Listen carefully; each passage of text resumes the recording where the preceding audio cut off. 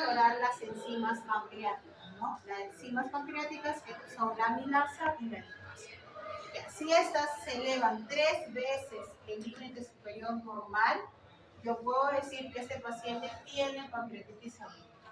Y el tercer criterio, acá tenemos el criterio imagenológico. ¿Ya? O sea, un estudio de imagen que yo le haga a mi paciente, ya sea ecografía, ya sea tomografía abdominal, ya sea resonancia, en la cual me indiquen que hay afectación del páncreas, ¿no? Aumento del tamaño del páncreas, de repente formación de colecciones, ya sea dentro o fuera del páncreas, o necrosis, ¿no? Pancreática, o sea, hallazgos imagenológicos de pancreatitis. Si mi paciente cumple 2 de estos 3 criterios, yo puedo decir que él tiene pancreatitis aguda. ¿Ya? Entonces puede ser que tenga dolor con enzimas, puede ser que tenga dolor con hallazgos tomográficos, puede ser que tenga las enzimas elevadas 3 veces el valor de más los hallazgos imagenológicos. 2 de los 3 criterios hacen diagnóstico de pancreatitis aguda. ¿Ya? Entonces son 3 los que nosotros tenemos que tener en cuenta. ¿Ya? Ahora, existe, aparte del dolor abdominal típico, o sea, el que estamos mencionando, que es un epigástrico, que se va en la parte posterior, existen otros signos o síntomas asociados, ¿no? El paciente puede tener asociado al dolor abdominal náuseas, puede tener vómitos, ¿no? Los vómitos pueden ser de contenido bilioso, pueden ser de contenido alimentario, ¿no? El paciente puede cursar con náuseas, vómitos, puede cursar con fiebre, como dice ahí, puede cursar con fiebre. Si tiene fiebre, va a tener taquimia y va a tener taquicardia, ¿no? También a veces pueden tener distensión abdominal porque el cuadro de la pancreatitis aguda puede generar una parálisis momentánea del movimiento intestinal, que eso se le llama ilioparalítico. Y al examen físico puedo encontrar distensión abdominal, disminución de los ríos silvoaéreos, ¿no? Cuando yo percuto puedo encontrar timpanismo en algunos de estos pacientes. ¿Ya? Entonces, lo característico es el dolor, porque náuseas y vómitos se pueden presentar en cualquier otra enfermedad, no necesariamente pancreatitis, ¿no? Por ejemplo, una diarrea me puede dar diarrea, náuseas. Una pielonefritis aguda me puede dar náuseas y vómitos, ¿cierto? Entonces existen otras enfermedades que cursan con náuseas y vómitos. Lo característico aquí es el dolor. El dolor en epigastrio que se irradia hacia la parte posterior del cinturón y que puede estar asociado a fiebre, náuseas, vómitos, ¿no? Distensión abdominal, etc. Pues son síntomas y signos que acompañan al dolor, ¿ya?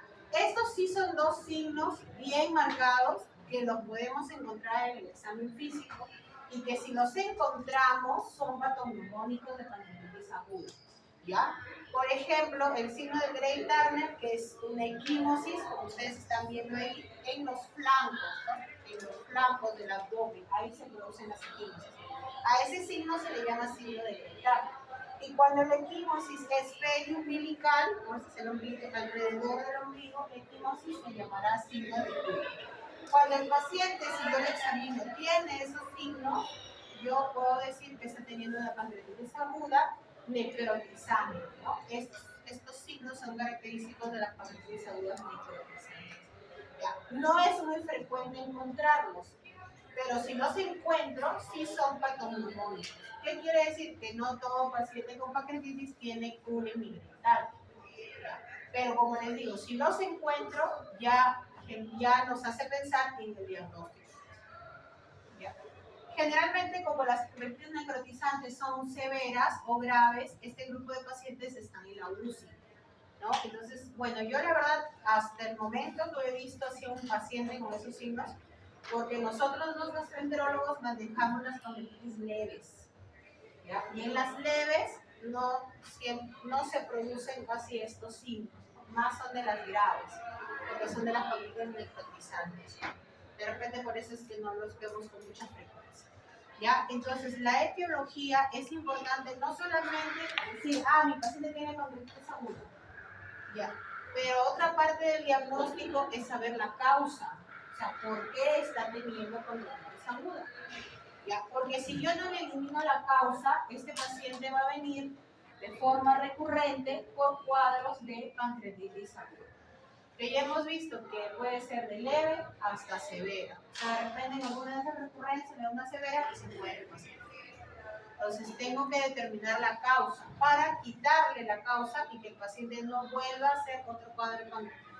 Dentro de las causas que están ahí, la principal, la más frecuente es la litiasis vesicular, ¿ya? O sea, los cálculos en la vesícula o lo que le llaman las piedras en la vesícula, ¿no? En un 40-60% son causa de pancreatitis aguda.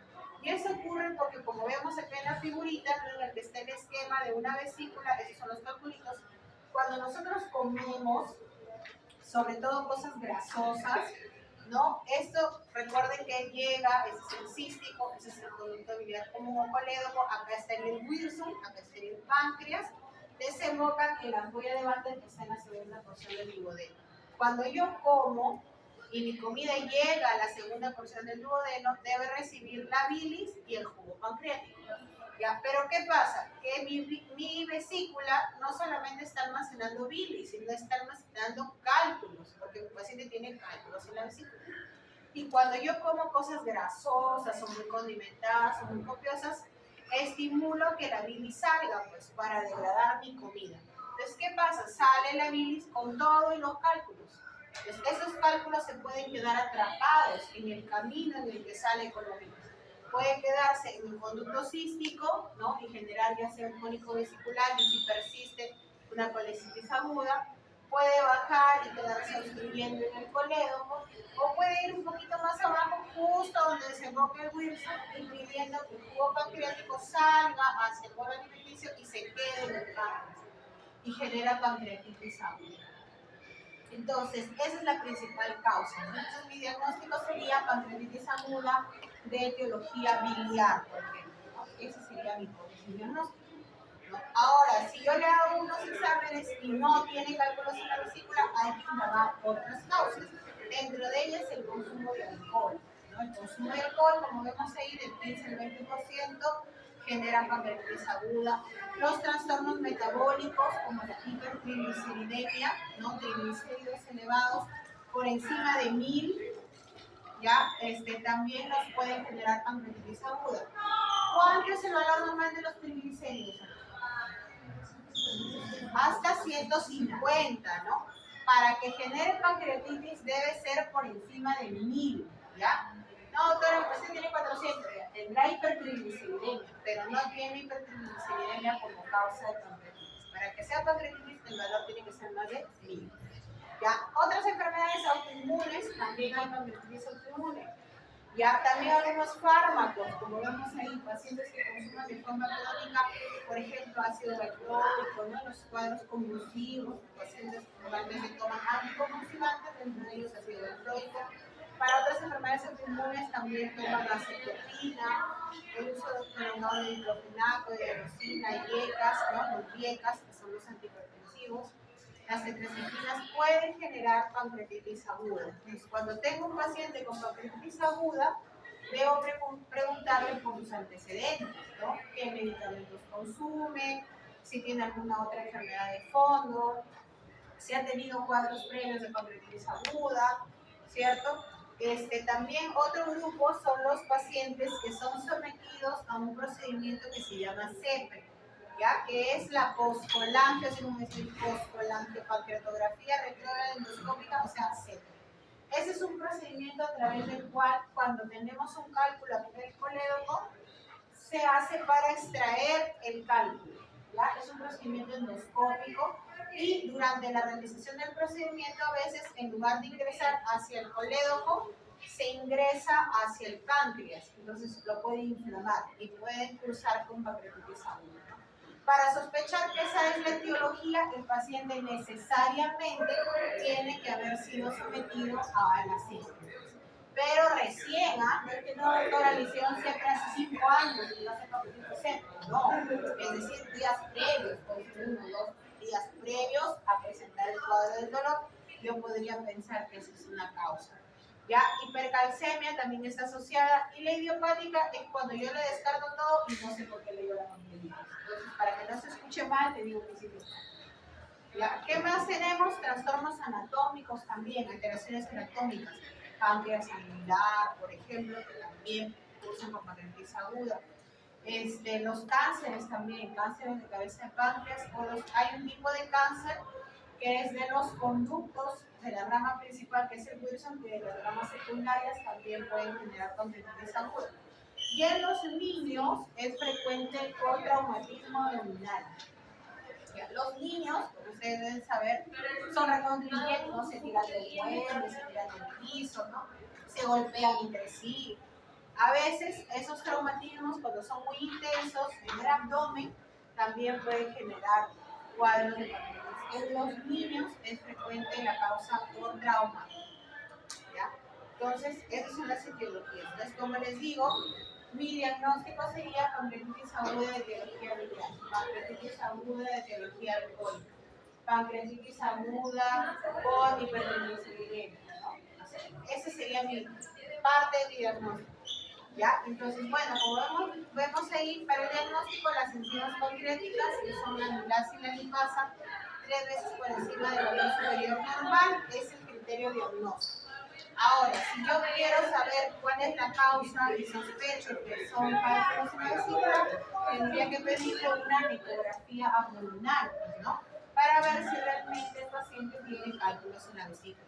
Si yo sospecho que son triglicéridos, ¿qué tendría que causarle? Triglicéridos séricos, ¿no? O perfil lipídico, si quieren, que es donde va a aparecer triglicéridos hipoglicemidos, ¿no? Me importa más el valor de los triglicéridos. ¿Qué más podría pedirle? Una tomografía abdominal con contraste o una resonancia magnética si es que tengo duda en el diagnóstico, ¿no?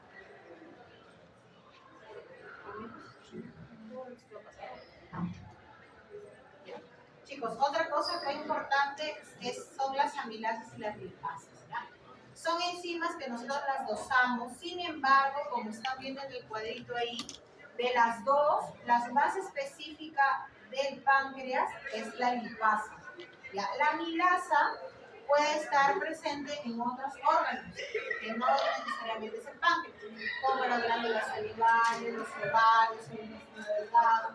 Entonces, ¿por qué es importante saber eso? Porque puede haber elevación de amilasas que no son pancreatitis aguda.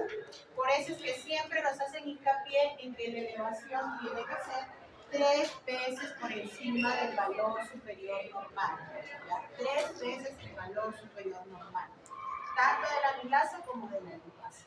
¿Ya? Y como vemos ahí, la amilasa dice se incrementa en las primeras 6 a 24 horas de inicio del cuadro clínico de pancreatitis. Alcanza un pico a las 48 horas y luego disminuye hasta su valor normal entre los 5 a 7 días de inicio del cuadro. ¿Ya? Y la lipasa, como vemos ahí, que es más específica del páncreas, se produce una elevación desde las 4 a las 8 horas de inicio del dolor, o sea, se eleva más rápido. Alcanza el pico a las 24 horas y se normaliza también entre los 8 a 14 días. Entonces, ¿eso qué significa? Que las amilasas y las lipasas solo nos sirven para diagnóstico, ¿ya? No para seguimiento, no para severidad. ¿Ya? ¿Por qué? Porque si yo le hago a las 48 horas, va a salir elevado porque su pico es que se eleve a las 48 horas. Si yo se lo pido los siguientes días, va a ir disminuyendo porque lo normal es que vaya bajando. No que porque la pancreatitis está mejor, para ver cómo va la pancreatitis. No, ¿ya? Las amilasas y las lipasas solo son criterio diagnóstico. ¿Ya? Les digo porque aunque no lo crean, nosotros vemos en el hospital pacientes que vienen por emergencia y todos los días les andan pinchando al pobre paciente para ver cómo está su lipasa y su amilasa. Ya no, una vez que yo hago el diagnóstico, para eso nada más me sirve la amilasa y la lipasa. ¿Ya? Solo para diagnóstico. Entonces, chicos, hay 2 tipos de pancreatitis. Este es un hallazgo realmente histológico, ¿no? En el cual, como les dije, se puede dividir en pancreatitis edematosa y en pancreatitis necrosante o necrotizante, ¿no? Si se dan cuenta, las edematosas es en la mayoría de los casos, de 70 al 80% de pacientes, ¿no? En este grupo de pacientes, cuando yo le hago una tomografía, lo que yo voy a encontrar es un páncreas edematizado, agrandado, aumentado de volumen. Puede haber líquido libre, infiltración peripancreática, pero no hay necrosis, ¿ya? En la que hay necrosis es en la que se llama justamente el pancreatitis necrosante o necrotizante, que constituye el 20-30% de los casos. Y acá sí voy a encontrar necrosis, ya sea necrosis intrapancreática o alrededor del páncreas. ¿Ya? Y estas son las que normalmente van a la severidad, y en este grupo de pacientes es donde yo puedo encontrar los signos de Grey Turner y los signos de Kuhn, ¿no?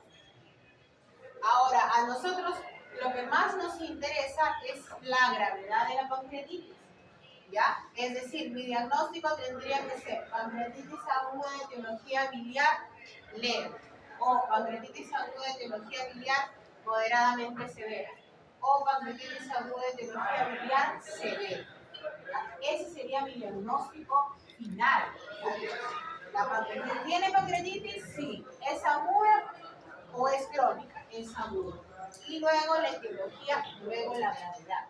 ¿Ya? Porque dependiendo de la gravedad es el manejo inicial que yo le voy a dar, ¿ya? Las severas o las moderadamente severas, los pacientes van a la UCI, porque en este grupo de pacientes va a haber afectación de otro órgano, o sea, va a haber afectación renal, respiratoria o cardiovascular. Y las leves generalmente las manejamos en una hospitalización convencional, porque aquí no va a haber afectación de órganos. ¿Ya? No necesita monitoreo, no necesita de repente intubación, colocarle un ventilador mecánico. En las leves eso no es necesario porque no hay afectación de órganos. Pero en las moderadamente severas y en las severas sí. Entonces nosotros lo que tenemos que hacer una vez que tenemos un paciente con pancreatitis aguda, aparte de identificar la etiología, es la gravedad, saber la gravedad para poder hacer las interconsultas a donde yo debo enviar al paciente. ¿Ya? Entonces, como dice ahí, en la pancreatitis aguda leve, la inflamación se limita solo al páncreas. ¿Ya? Acá no hay insuficiencia de órganos, o sea, no hay alteración de otro órgano, solo la inflamación pancreática, ni hay complicaciones sistémicas o locales. ¿Ya? ¿A qué nos referimos con complicaciones sistémicas? La pancreatitis puede dar complicaciones sistémicas como el derrame pleural, la ascitis y la afectación de otro órgano, pues, ¿no? Cardiovascular, respiratorio y renal. ¿Ya? Las locales es que hay cuadros de pancreatitis que pueden cursar con la formación de colecciones líquidas y también pueden cursar con la formación de necrosis. ¿Ya? Esas son las complicaciones locales de la pancreatitis. Entonces, en la pancreatitis aguda leve no hay disfunción de órgano y tampoco hay complicaciones sistémicas ni locales. Por lo tanto, la mortalidad es rara. Vimos ahí del 3 al 5%, ¿no? O sea, pocas personas se mueren con pancreatitis leve. En la pancreatitis aguda moderadamente severa, el paciente ya tiene complicaciones locales o sistémicas, pero no presentan insuficiencia orgánica. O sea, o si la presentan, es transitoria. Dura solo 48 horas. O sea, se resuelve alteración de otro órgano se resuelve dentro de las primeras 48 horas. Y en la pancreatitis aguda severa es aquellos pacientes en quienes no se resuelve la disfunción orgánica y persiste pasadas las 48 horas.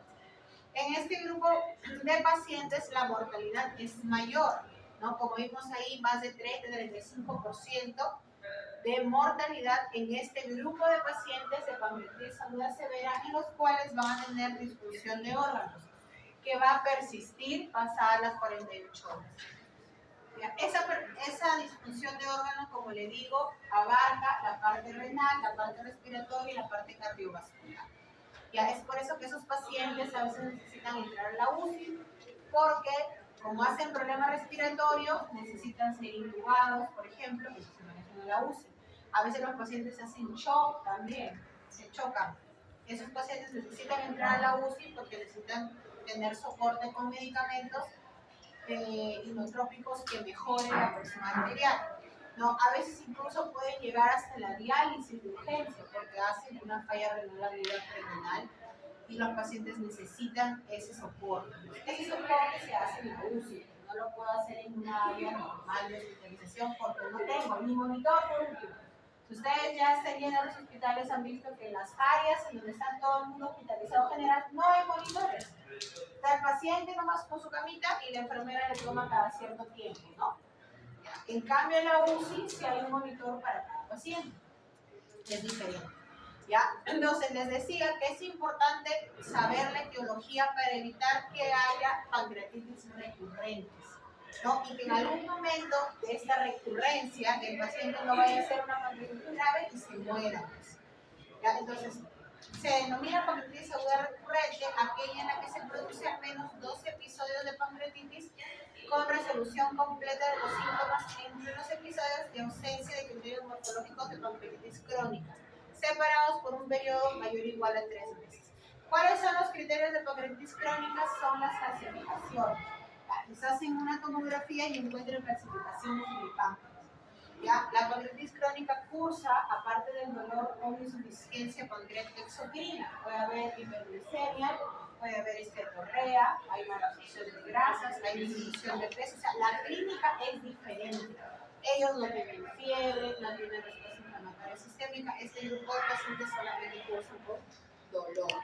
¿Ya? Entonces, se refiere a que yo haga un cuadro de pancreatitis, ¿no? Me diagnostique, pase mi cuadro, me vaya de alta, esté en mi casa tranquila y después otra vez venga con otro cuadro nuevo. Por eso ahí dice con resolución completa de los síntomas.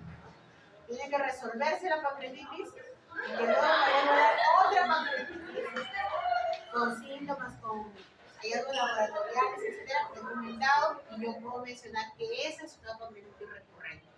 ¿Ya? Entonces hay que saber la etiología y eliminarla, ¿no? Si son cálculos en la vesícula, basado en el cuadro de la pancreatitis, ¿qué debería hacerse? Operarse de la vesícula. Porque si no se opera de la vesícula, probablemente otro calculito va a migrar y va a volver a hacer otro cuadro. ¿Por qué, chicos? Porque cuando se le va el dolor al paciente, ¿qué hace el paciente? Come, pues. Sale, empieza a hacer su vida normal, ¿cierto? Sale, come de nuevo, otra vez aparece el cuadro. Este, chicos, es un cuadro, como ven ahí, es una puntuación en realidad para determinar si existe insuficiencia orgánica ya en los cuadros de pancreatitis y se llama puntuación de Marshall, así se llama. Ya, en la cual, como hemos visto, son 3 órganos los que van a estar afectados, que es el cardiovascular, ¿verdad? ¿Cómo vamos a ver la afectación cardiovascular? A través de la presión arterial sistólica. ¿Ya? La función renal, ¿cómo vamos a saber si hay alteración de la función renal? Dosando la creatinina, ¿no?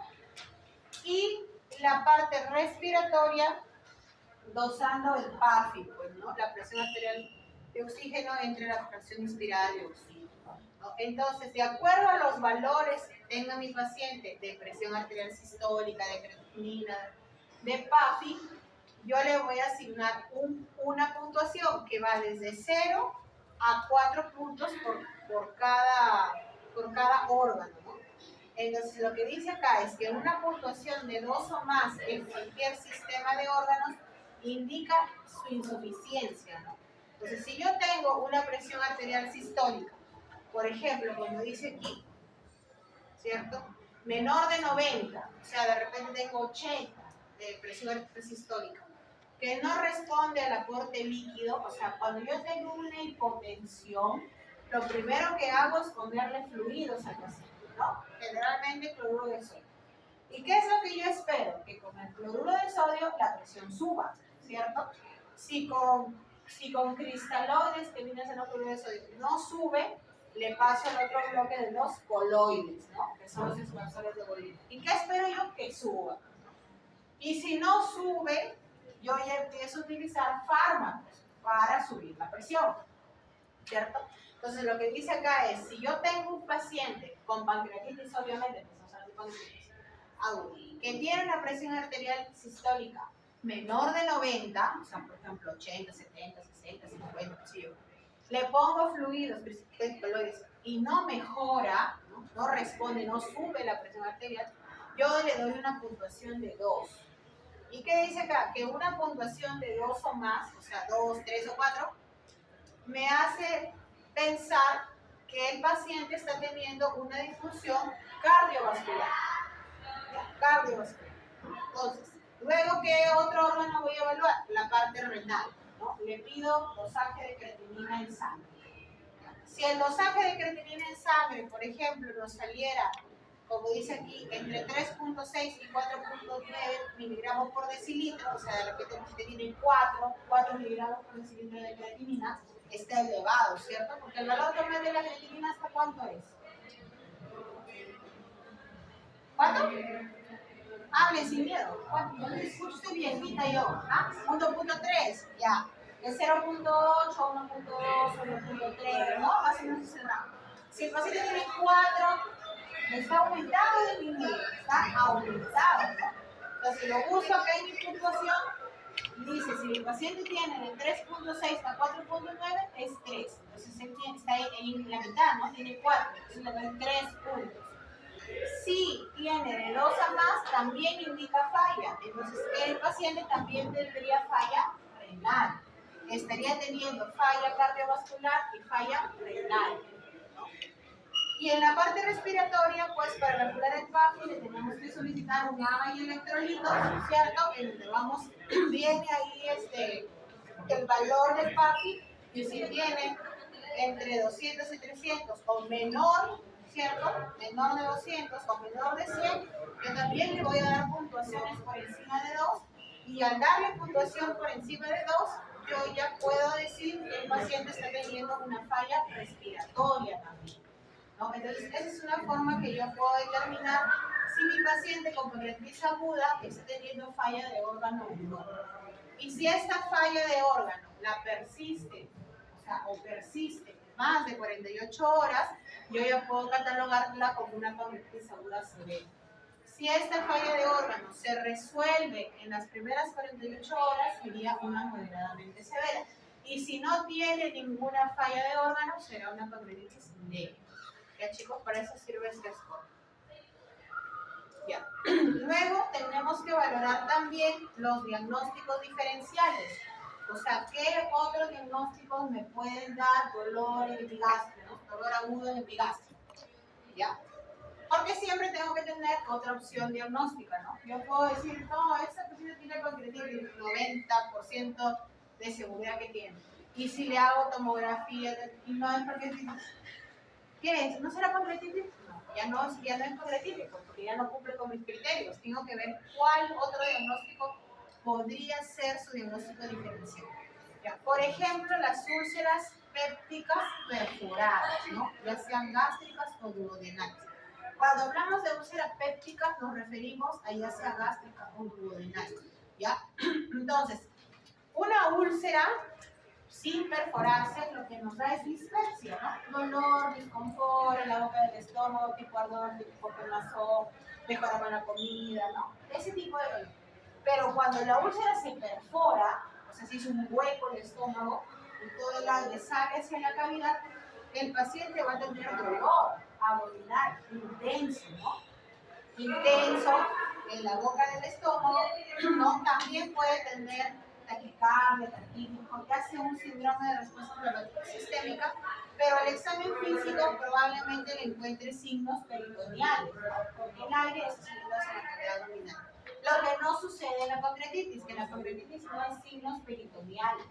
En la pancreatitis el paciente puede tener dolor en la palpación, pero no tiene signos peritoneales, ¿ya? Entonces, estos son un diagnóstico diferencial. Las úlceras pépticas perforadas pueden presentarse como dolor abdominal agudo en epigastrio, ¿ya? Pero ahí, obviamente, le voy a preguntar al paciente sobre el resto de sus síntomas, otros antecedentes, el examen físico, y ahí puedo yo ya más o menos orientarme si es una úlcera gástrica perforada o sospechar si es que es, le pediré algún examen para valorar si realmente está teniendo una perforación o una peritonitis, ¿no?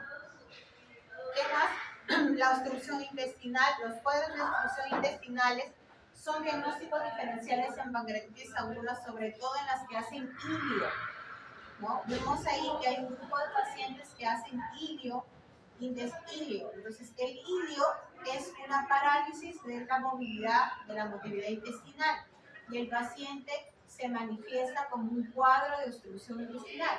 Va a tener distensión abdominal, disminución de los velocitos aéreos, ¿no? Entonces, los cuadros de obstrucción intestinal también son diagnósticos diferenciales, ¿no? Los aneurismas de la aorta, los infartos mesentéricos también se presentan con dolor abdominal. Los cólicos biliares o la policistitis aguda puede ser dolor en el epigastrio o el hipocondrio derecho que se irradia hacia la parte posterior, pero la diferencia es que en los cólicos biliares, o sea, los dolores abdominales por litis vesicular, el dolor se irradia hacia la parte posterior, pero ipsilateral, o sea, de un solo lado. En la pancreatitis es de los dos lados, ¿no? Es un diagnóstico difícil. La colangitis aguda también voy a tener dolor.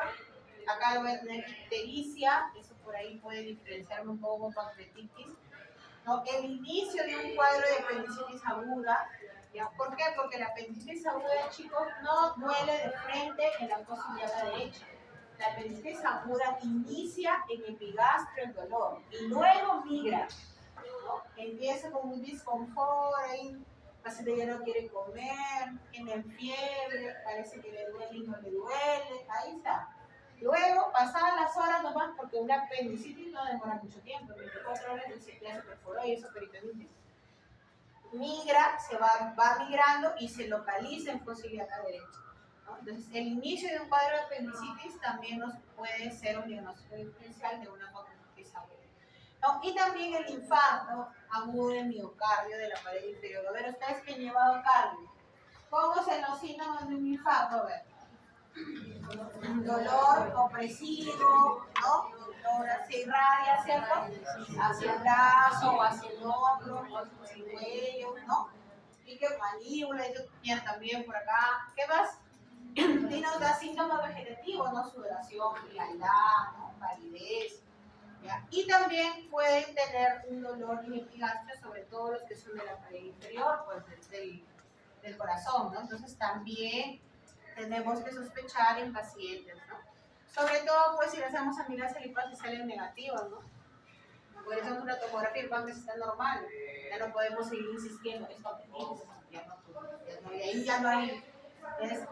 Volvemos a hacer nuestros datos básicos, nuestros problemas de salud y planteamos ya otras hipótesis, ¿no? Entonces hay que pensar eso.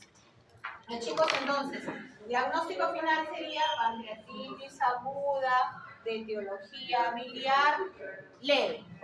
Ese sería su diagnóstico final. Eso es lo que ustedes tienen que poner. Pancreatitis aguda de etiología y la gravedad.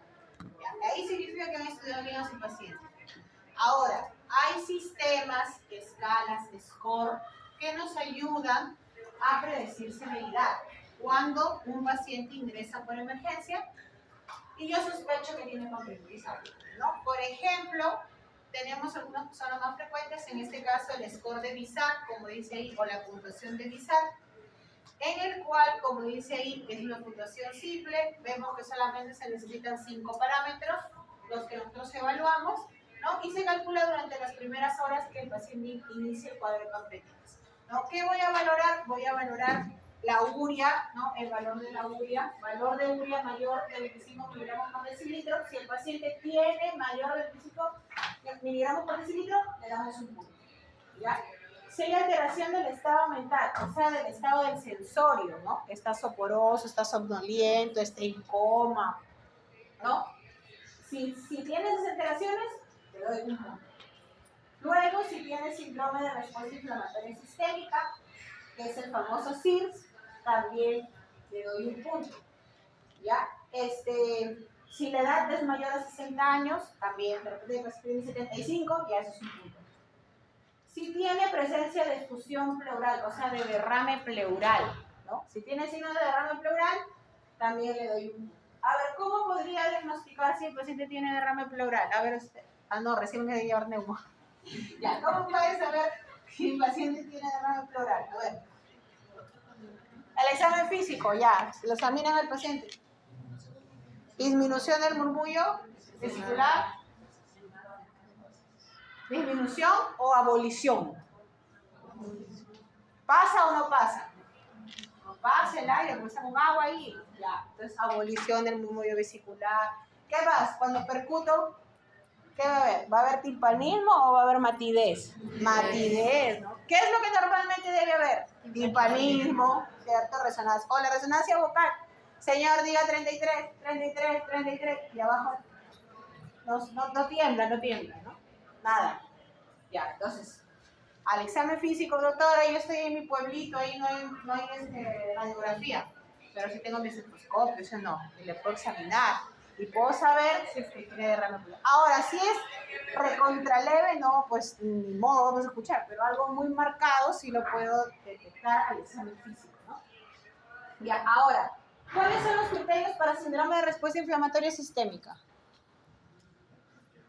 ¿Ah? Fiebre, dice su compañero, ¿qué más? Ya, temperatura, ¿no? Menor o mayor, ¿no?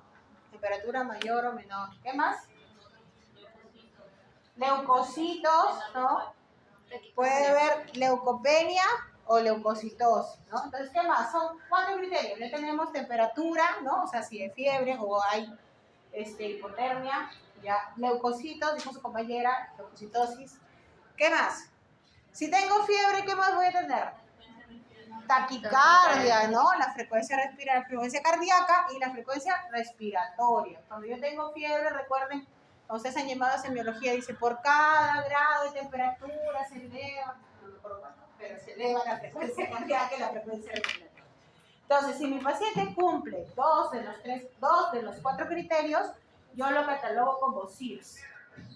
Entonces, tengo que saber cuáles son los criterios, pues si no, ¿cómo voy a saber si tiene o no tiene CIRS mi paciente? Entonces, este sistema de puntuación es el sistema de BISAT. Como vemos ahí, incluye 5 parámetros que si el paciente los tiene, le voy a dar una puntuación de 1 punto a cada parámetro y voy a hacer una sumatoria, ¿no? Si suma más de 2, o sea, si al sumar mi paciente tiene de 2 puntos para arriba, más de 2, 3, 4, 5, ¿no? Que es el máximo, yo digo que esta paciente o el paciente tiene una pancreatitis severa, ¿ya? O sea, es BISAT mayor de 2, pancreatitis severa. Si tiene puntos, será una pancreatitis leve. Entonces, cuando ingrese el paciente, aparte de pedirle su amilasa, su lipasa, que es lo que le voy a pedir para el diagnóstico, debo pedirle también su urea, ¿verdad? ¿Qué más debo pedirle? Su creatinina, porque hemos visto que eso necesito para ver si hay difusión renal, ¿no? Su AGA y electrolitos, ¿cierto? Para ver el PAFI. ¿Ya? También tenemos otra escala o criterio, que son los criterios de Ramsor. Esos son más complejos que el anterior, porque si se dan cuenta, tengo que medirle al paciente al inicio, o sea, al ingreso del cuadro de pancreatitis, ya a las 48 horas. Y encima, en un grupo de pacientes que tienen pancreatitis sin colelitiasis y con colelitiasis. ¿Ya? Este de acá, como dice ahí, es más complejo, ¿no? Se nota claramente que es más complejo. ¿Ya? ¿Y qué debo de pedir al ingreso? La edad, los leucocitos, la glucosa, el LDH, el TGO. Ya a las 48 horas, nuevamente voy a pedir un hematocrito para ver si hay una disminución, la urea, calcio, presión arterial de oxígeno, déficit de bases, eso hay en el AGA. En el AGA se ve todo eso. ¿Ya? Entonces, si le doy un puntaje, si el paciente tiene esas alteraciones, le tengo que dar un puntaje. Si sumo el puntaje, si el Ramsor es mayor a 3, ¿no? Yo puedo decir que esta paciente puede tener una pancreatitis aguda severa, ¿ya? Entonces, estos valores, si yo quiero catalogar o determinar los criterios de Ramsor, tendré que pedirle también al inicio del cuadro, ¿no? Tendré que pedirle una glucosa, tendré que pedirle de repente una TGO, o si quiero de frente le pido perfil hepático para que salga todo, porque no TGP. Y a las 48 horas le volveré a pedir un GABA, ¿no? Para poder sacar los valores de calcio, presión arterial de oxígeno, déficit de bases, ¿no? Entonces, al paciente que ingresa con cuadro de pancreatitis, no solamente le voy a pedir las enzimas pancreáticas para el diagnóstico, sino también, depende de la escala que yo quiero usar para valorar la gravedad, debo pedirle los otros exámenes que necesito para poder hacer la puntuación, ¿no? Entonces, el ransom mayor o igual a 3 también nos dice pancreatitis aguda severa. Entonces, quizá más de 2, ransom mayor o igual a 3 es pancreatitis aguda severa. Luego tenemos el Apache 2, ¿ya? El Apache 2, como dice ahí, también es otro score, es mucho más complejo que el anterior, ya valora 12 criterios, o sea, ya lo vamos a ver en la siguiente diapositiva, y un puntaje mayor o igual a 8 es considerado como una pancreatitis aguda severa y tiene un paciente que tiene un puntaje mayor o igual a 8, a medida que este se incrementa, tiene mayor riesgo de muerte, ¿no? En el Apache 0, aparte de los valores que vamos a mencionar en la siguiente diapositiva, se agrega la obesidad. La obesidad incrementa también la mortalidad en el paciente, sobre todo en el paciente con pancreatitis aguda. Entonces, como vemos aquí, tenemos un montón de parámetros. ¿Ya? No se asusten, no se los van a aprender. Pero sí para que sepan. Temperatura, presión arterial media, frecuencia cardíaca, respiratoria, fibra 2, pH, sodio, potasio, todo eso hay que valorarlo en el paciente. Y si en la sumatoria sale mayor o igual a 8, es una pancreatitis aguda severa. Ya, este score se utiliza en todos aquellos pacientes que entran a la UCI, no necesariamente pancreatitis aguda. Por ejemplo, en los chocados, en los grandes quemados, se utiliza este score porque nos predice mortalidad. Ya, a nosotros lo que nos interesa saber es si la pancreatitis aguda es severa o no es severa. Si es severa, lo que yo tengo que hacer es hacer la interconsulta al intensivista porque este paciente tiene que irse a la UCI. Para eso me sirve a mí saber si es leve, moderadamente severa o severa, ¿no? ¿Por qué? Porque yo voy a recibir al paciente y yo lo voy a dirigir hacia dónde tiene que ir. Si yo tengo un paciente con pancreatitis aguda severa, no hago la interconsulta a la UCI y me lo dejo ahí en mi tópico, ese paciente se va a morir, porque ese paciente está teniendo falla de órgano, que yo no se la voy a poder solucionar, tiene que venir el intensivista. Si estoy en un hospital, en un centro de salud, ¿qué tengo que hacer? Referirlo, pues este paciente necesita ir a UCI, coordino y lo envío. No tengan vergüenza de referir pacientes en el SERUM. Todo el mundo refiere todo porque no tenemos nada en el SERUM. Solamente tú, tu escritorio, no hay más. Y si no, refiérelo, pues. Es que referir si no tienes laboratorio, no tienes análisis, no tienes imágenes. Por último, no hay ni medicamentos, pues chicos, ¿ya qué van a hacer ustedes ahí? Lo que sí tienen que saber es a dónde referir y a qué especialidad referir. Eso sí tienen que saber. Pero después, si no se puede, refiere. ¿No? Todo el mundo refiere en el SERUM, porque a veces da vergüenza. A mí me pasa hasta, uy, otra vez lo refiero. Dirán a que siempre refiero. No hay.